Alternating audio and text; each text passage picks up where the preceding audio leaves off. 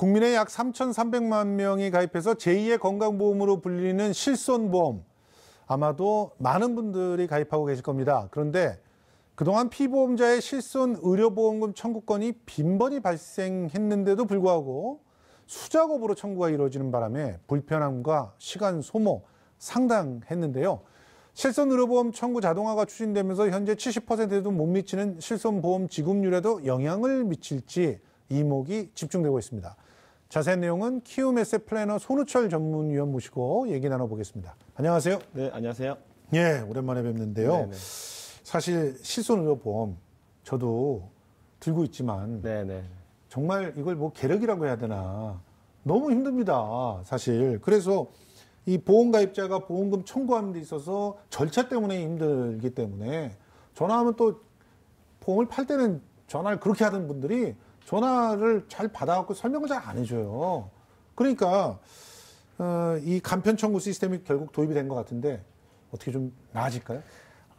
정말 제대로 도입되면 훨씬 나아지겠죠. 사실 네. 그 보험연구원에서는 매년 보험 소비자에 대한 설문조사를 발표를 하는데요. 보험연구원이 7일에 발표한 실손 의료보험금 미청구 시스템 대책을 보니까 정말 청구 안 하신다 소액건들은 이런 생각이 좀 들더라고요. 아니 그거 너무 귀찮아서 청구를 그냥 안 해버리는 거예요. 네, 맞습니다. 네. 그러니까 외래 진료 같은 경우에는 이제 10,000원 이하 건의 경우에는 87% 정도 보험금 청구를 안 했고요.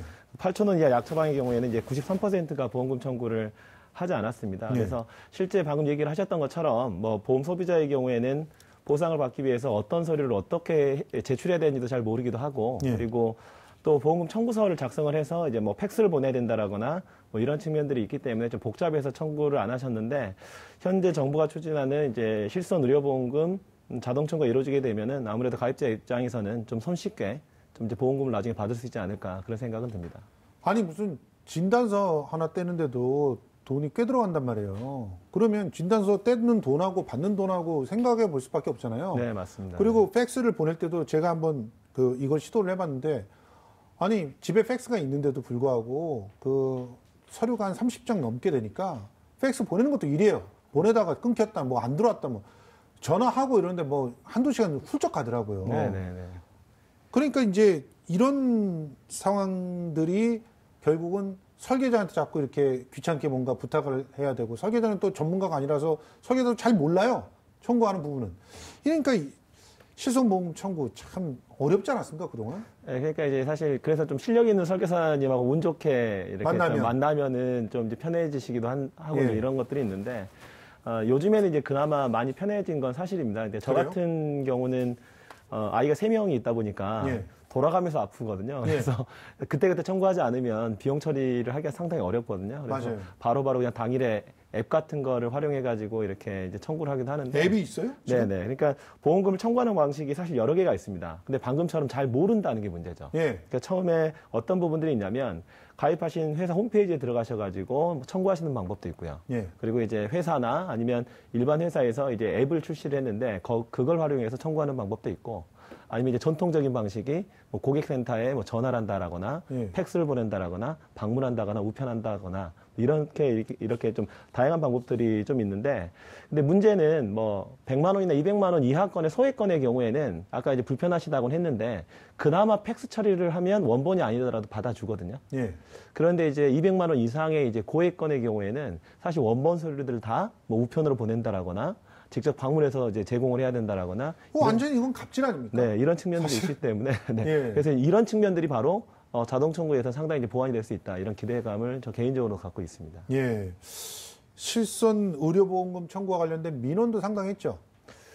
사실 실손보험이 가입할 땐 좋고 보장도 잘 받을 것 같은데 절차가 너무 복잡하다 이런 민원 정말 많았던 것 같고요. 그리고 보험금을 청구를 했는데 너무 느리게 나온다. 내지는 내가 원한 만큼 이제 돈이 나오지 않는다. 이제 이런 한 민원도 많이 있겠죠. 그것도 심각해요. 왜냐하면 뭐라고 합니까? 보험 약관이라고 하죠. 그 약관을 처음에는 다 그렇게 일일이 들여다보고 그러지 않거든요. 복잡해서 사실은 잘 알기도 좀 어렵죠. 그런데 나중에 가봤더니 이거는 안 되고요. 저것도 안 되고요. 이거는 금액이 얼마 이상부터 되고요. 이러더라고요, 결국. 그러면 나중에 봤더니 뭐라고 할까?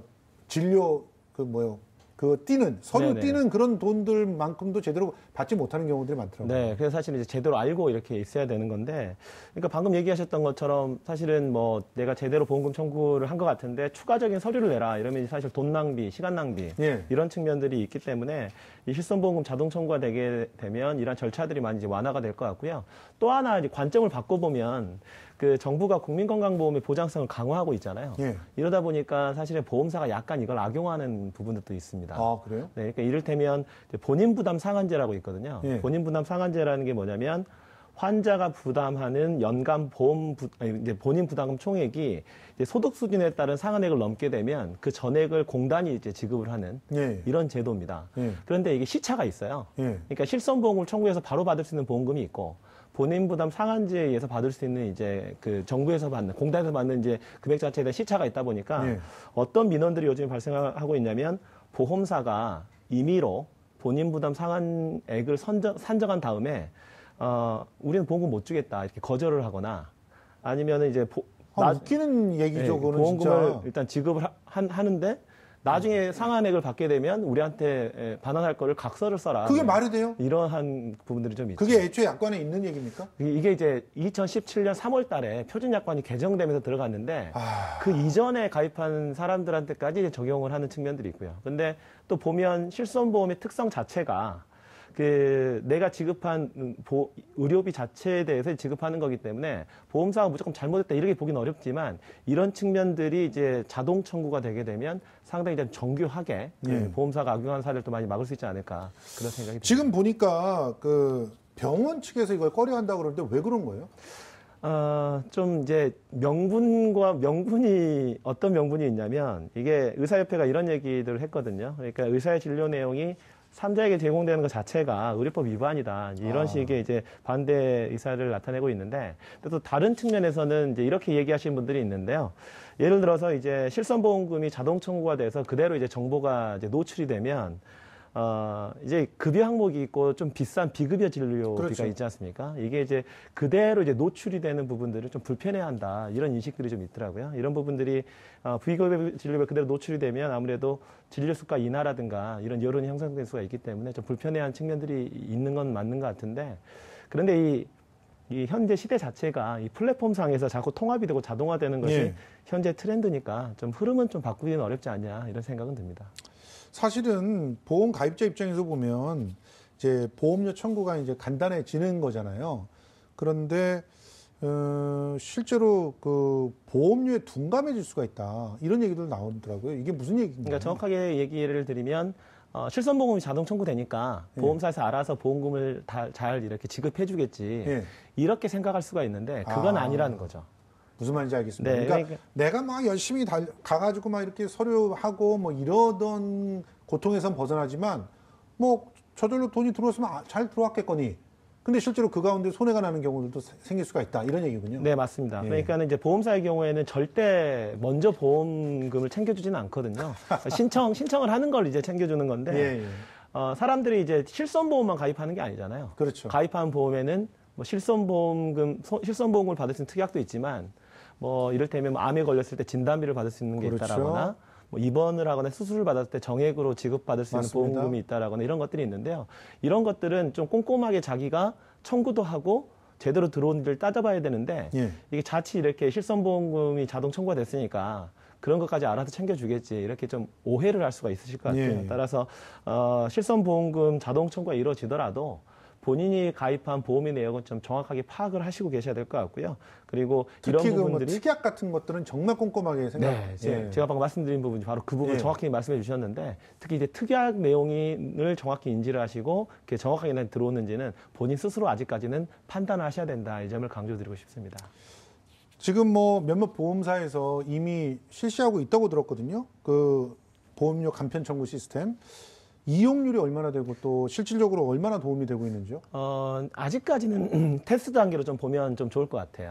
그래서 뭐 교보생명 같은 경우에는 이제 상계 백병원이나 삼육 서울병원 그리고 이제 수원 성 빈센스 병원 등에서 자사 직원들 대상으로 테스트한 단계다. 그리고 올해 이제 한 20개 병원 정도를 확대할 예정인데 어차피 이게 확대가 되면 이용률이 높아질 건 이제 당연해 보이고요.